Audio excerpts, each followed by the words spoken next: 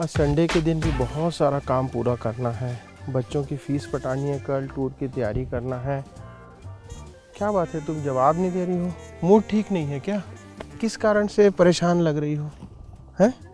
निराश सी लग रही हो। ऐसा क्या हो गया है?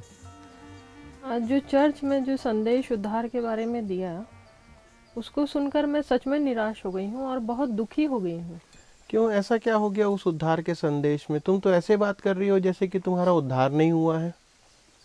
नहीं, ऐसा बात नहीं है, परंतु मैं जब अपना जीवन देखती हूँ हम्म। तो देखती हूँ कई बार मैं अपने बच्चों के ऊपर चिल्ला देती हूँ। कई बार अब मेरे कलीग्स के साथ में मेरा बहस हो जाता है। तो ये सब करके तो मैं परमेश्वर के सामने खड़ी नहीं हो सकती ना। हाँ, तुम परमेश्वर के सामने अपने आप से नहीं खड़ी हो सकती, परंतु परमेश्वर की सामर्थ्य से तुम जरूर खड़े हो सकती हो। लेकिन उद्धार का मतलब क्या है? तुम क्या समझती हो उद्धार से? उद्धार का मतलब किसी संकट या किसी दुष्परिणाम से बचा लिया जाना। हाँ, बिल्कुल सही कहा तुमने। जैसे कि यदि हम स्मरण करें तो जब पतरस प्रभु यीशु मसीह के सामने पानी पर चलकर जा रहा था और जैसे ही उसने पानी की ओर देखा और वो डूबने लगा तो उसने क्या कहा? पहली बात, हे प्रभु मुझे बचा। और तब प्रभु यीशु मसीह ने अपना हाथ बढ़ाकर उसे पकड़ के बचा लिया। तो उद्धार का मतलब यही होता है कि हम किसी परिणाम से बचा लिए जाते हैं। हाँ, ये बात तो रोमी 6:23 में भी लिखी है कि पाप की मजदूरी तो मृत्यु है, पर हमें इससे बचना है। अच्छा, एक चीज़ बताओ कि मजदूरी का मतलब क्या होता है? मजदूरी का मतलब किसी ने कोई काम किया, उसका पारिश्रमिक दिया जाना। ठीक है। तो हमारे सामने परमेश्वर के सन्मुख हमारी स्थिति यह है कि हमने पाप किया और उस पाप के पारिश्रमिक ये था कि हमको अनंत मृत्यु को प्राप्त करना था और अनंत दंड के हम परमेश्वर के सन्मुख योग्य थे। परंतु मेरे तो कई दोस्त बोलते हैं कि अच्छे से भक्ति करो परमेश्वर की, अच्छे अच्छे काम करो, तो क्या उनसे हम बच सकते हैं? अच्छा, इस बात को जानने के लिए एक और वचन हम पढ़ सकते हैं बाइबल में से। यशायाह 64 उसका 6। तुम्हारे पास बाइबल है ना? हाँ, बाइबल बाइबल तो से मैं पढ़ो। रखी हूँ। यशायाह 64 और उसका 6 पढ़ करके देखो। हम तो सबके सब अशुद्ध मनुष्य के से हैं, और हमारे धर्म के काम सब के सब मैले चिथड़ों के समान हैं। हम सब के सब पत्ते के समान मुरझा जाते हैं, और हमारे अधर्म के कामों ने हमें वायु के समान उड़ा दिया है। ये तो और ज़्यादा डिस्टर्बिंग है। इसका तो मतलब ये हुआ कि हम कितना भी अच्छा काम करें, हम उद्धार नहीं पा सकते। तुम बिल्कुल सही कह रही हो कि परमेश्वर के सन्मुख मनुष्य की दशा यह है कि मनुष्य किसी भी कारण से या किसी भी बात के द्वारा से उद्धार को प्राप्त नहीं कर सकता। और यदि हम परमेश्वर के न्याय सिंहासन के सामने खड़े होते हैं तो हम पापी या दोषी ठहरते हैं। लेकिन इसके विपरीत परमेश्वर प्रेम भी करता है। जैसे परमेश्वर न्यायी है तो परमेश्वर प्रेमी भी है। और परमेश्वर अपने प्रेम के निमित्त ये कभी नहीं चाहता कि कोई भी मनुष्य पाप की दशा में रहे या पाप की दशा में मर करके अनंत आग में डाला जाए। और इसलिए परमेश्वर चाहता है कि मनुष्य उद्धार को प्राप्त करे और इसका मार्ग परमेश्वर ही तैयार करता है। हाँ, और उसने मार्ग हमें दिया ही है ना, प्रभु यीशु मसीह, बिल्कुल, जिसके कारण से हम पापों के दंड से मुक्ति पाते हैं। बिल्कुल सही। और परमेश्वर ने प्रभु यीशु मसीह को हमारे लिए ठहराया कि उसके एक बलिदान के द्वारा से हम उद्धार को प्राप्त कर सकते हैं। और प्रभु यीशु मसीह में ही उसने हमें उद्धार सौंपा है।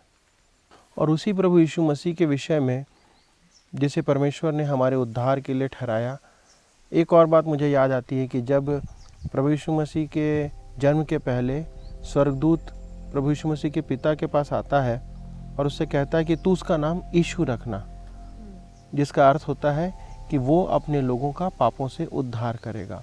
और यही प्रभु यीशु मसीह को उसने हमारे लिए भेजा कि हम उसके द्वारा से, उसके बलिदान के द्वारा से उद्धार को प्राप्त करें। एक और बात अब बाइबल में पढ़ो, प्रेरितों के काम 4 और उसका 12 अध्याय। यहाँ ऐसा लिखा है, किसी दूसरे के द्वारा उद्धार नहीं, क्योंकि स्वर्ग के नीचे मनुष्यों में और कोई दूसरा नाम नहीं दिया गया जिसके द्वारा हम उद्धार पा सकें। तो ये वचन इस बात को बताता है कि हमारा उद्धार प्रभु यीशु मसीह के अलावा किसी और से नहीं हो सकता और हमारा उद्धार केवल प्रभु यीशु मसीह के बलिदान के ऊपर निर्भर करता है। परंतु पुराने नियम में भी ये बात है, कई जगह पे पुराने नियम में मेल बलि, होम बलि इसकी बात की गई है। हम्म, और मेरे कई मित्र लोग भी यही बात करते हैं कि किसी धाम में जाके वो तीर्थ यात्रा करेंगे, बलि चढ़ाने की बात होती है। कई लोग बोलते हैं कि बहुत अच्छे काम करने से हमें उद्धार प्राप्त हो सकता है, तो क्या ये ठीक है? देखो, ये बाइबल तो इस बात को निश्चित तौर पे कहती है कि हमारे को उद्धार के लिए केवल प्रभु यीशु मसीह के बलिदान पर निर्भर रहना है। लेकिन दूसरी बात सामने आती है कि जिस बात को ओजे गिब्सन कहते हैं, और बहुत सारे शास्त्रों में ये बात लिखी हुई है, और आज भी बहुत से लोग इस प्रक्रिया में लगे हुए हैं कि लोग बलिदान करते हैं। लेकिन शास्त्रों में ये लिखा हुआ है, और ओजे गिब्सन कहते हैं कि हमें बलिदान जो है वो एक ऐसे पुरुष का करना है या ऐसे मनुष्य का करना है जो कि निरपराध हो और निर्दोष हो, और निर्दोष के बलिदान के द्वारा ही हमें उद्धार प्राप्त हो सकता है। और उस निर्दोष का बलिदान प्रभु यीशु मसीह में परमेश्वर के सन्मुख पूर्ण होता है, और उसके बलिदान पर विश्वास करने के द्वारा हम उद्धार को प्राप्त करते हैं। और बाइबल का जो स्वर्णिम पद है यूहन्ना 3:16, वो भी तो यही कहता है कि परमेश्वर ने जगत से ऐसा प्रेम रखा कि उसने अपना इकलौता पुत्र दे दिया कि जो कोई उस पर विश्वास करे वो नाश ना हो परंतु अनंत जीवन पाए। और इसी प्रभु यीशु मसीह के बलिदान के विषय में या दूसरे बलिदान जो चढ़ाए जाते हैं उसके विषय में बाइबल हमको ये कहती है कि हमको इसके द्वारा कुछ नहीं मिल सकता। एक वचन पढ़ो, इब्रानी 10, उसके 2-3 वचन पढ़ेंगे हम। पहले 4। चौथा पद बोलता है, क्योंकि यह अनहोना है कि बैलों और बकरों का लहू पापों को दूर करे। फिर उसके बाद 10। उसी इच्छा से हम यीशु मसीह की देह के एक ही बार बलिदान चढ़ाए जाने के द्वारा पवित्र किए गए हैं। और उसका फिर 14 में लिखा है, क्योंकि उसने एक ही चढ़ावे के द्वारा उन्हें जो पवित्र किए जाते हैं सर्वदा के लिए सिद्ध कर दिया है। तो ये वचन इस बात को साबित करते हैं कि हम केवल प्रभु यीशु मसीह के उद्धार और उसके लहू के द्वारा उद्धार को प्राप्त कर सकते हैं, और हमको केवल प्रभु यीशु मसीह के उद्धार पर निर्भर करना है, और किसी प्रकार का बलिदान हमें उद्धार नहीं दिला सकता। तो प्रभु यीशु मसीह का बलिदान हमारे लिए और क्या क्या करता है? और एक और पद पढ़ो, इफिसी 1 और उसका 7। हमको उसमें उसके लहू के द्वारा छुटकारा अर्थात अपराधों की क्षमा उसके उस अनुग्रह के धन के अनुसार मिला है। हाँ, तो यहाँ पर लिखा है कि छुटकारे का मतलब, बचा लिए जाने का मतलब, उद्धार का मतलब ये है कि हमारे अपराधों की या हमारे पापों की क्षमा हमको प्रभु यीशु मसीह के द्वारा से, परमेश्वर के अनुग्रह से मिला है।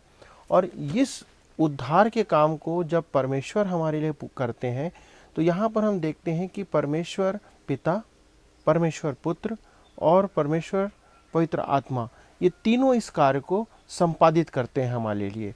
परमेश्वर पिता इसे प्रस्तावित करते हैं, प्रभु यीशु मसीह इसे संपन्न करते हैं, और पवित्र आत्मा इसे पूर्ण करने के लिए या इसे सिद्ध करने में हमारी सहायता करता है।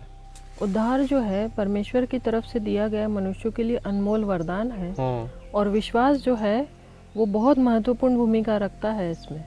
तुम बिल्कुल सही कह रही हो। लेकिन जब हम विश्वास करते हैं तो हमारे उद्धार में ये विश्वास के द्वारा 3 तरीके से ये संपादित होता है। पहला ये है मन को फिराना। यदि हम प्रेरितों के काम 20 और उसका 21 को पढ़ते हैं तो वहाँ पर इस बात को लिखा हुआ है कि परमेश्वर की ओर मन फिराना और फिर हमारे प्रभु यीशु मसीह पर विश्वास करना चाहिए।